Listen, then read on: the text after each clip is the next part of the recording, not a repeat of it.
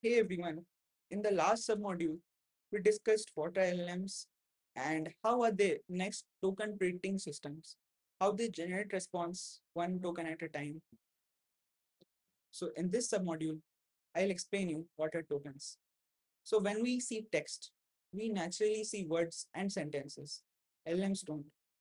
Like before a model can process any text, it first breaks that text into smaller chunks or units, which we call as tokens. So you can think of tokens as the building blocks of language models.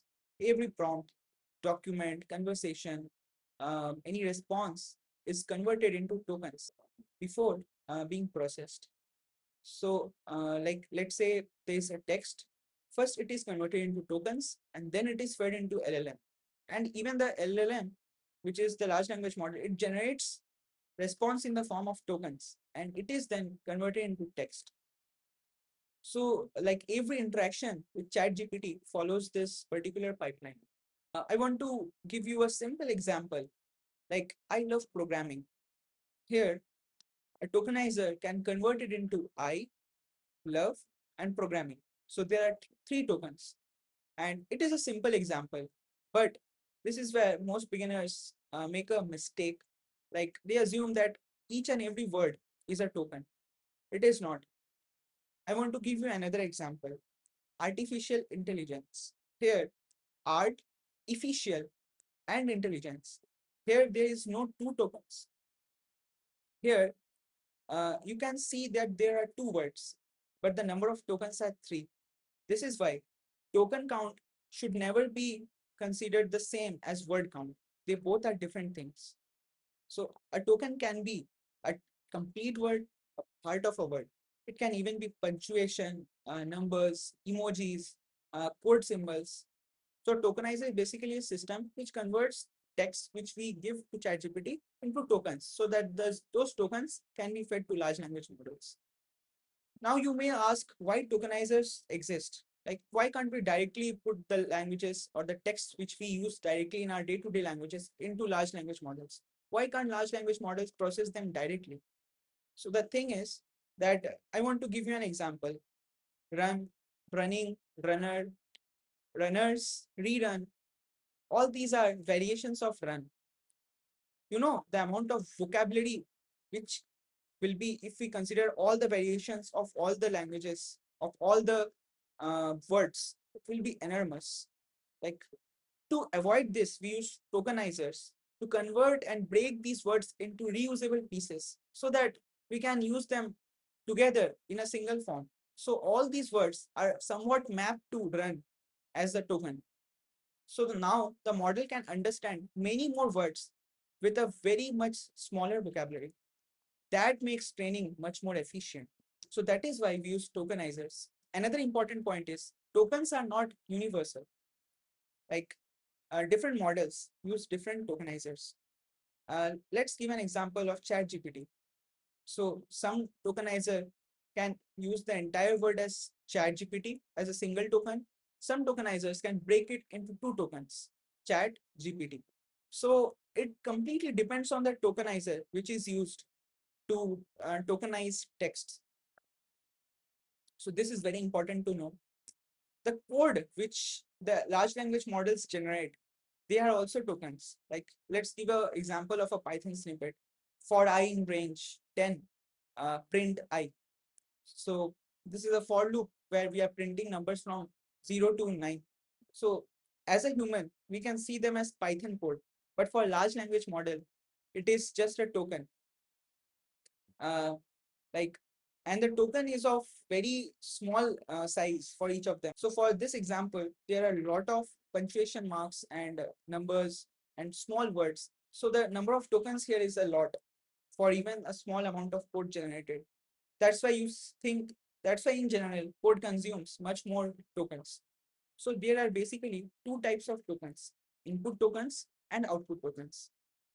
There are separate pricing for each of them.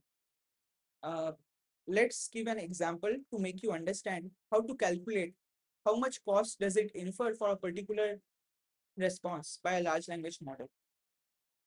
Let's say the amount of information you give in a particular input is 2000 tokens, which is the input token. And the response given by the large language model is of 500 tokens, which is the output token. So what will be the cost of response of this particular conversation or this particular inference? To calculate this, we need to know the cost of input token and the cost of output token. Generally, cost of input token is much less than the cost of the output token. Let's say the cost is $5 for a million token for the input tokens. And for the output token, the cost is $15 per million tokens. Now, how we will calculate for this example, the amount of cost incurred. For this, for a million token, the cost is $5 for the input token. So for one token, the cost will be 5 by $1 million. Now for the cost of 2000 tokens, the cost will be 5 by 1 million into 2000. This is the input token cost. For the output token, you can calculate in a similar way, which will come out to be 15 by 1 million into $500. This is the cost of the output token generated. Now add both of them. The total amount which you can see in the screen is the total cost of this particular response. This is how token costs are calculated, even in production environments.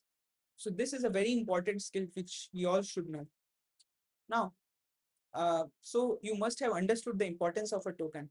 It directly links to the cost of production.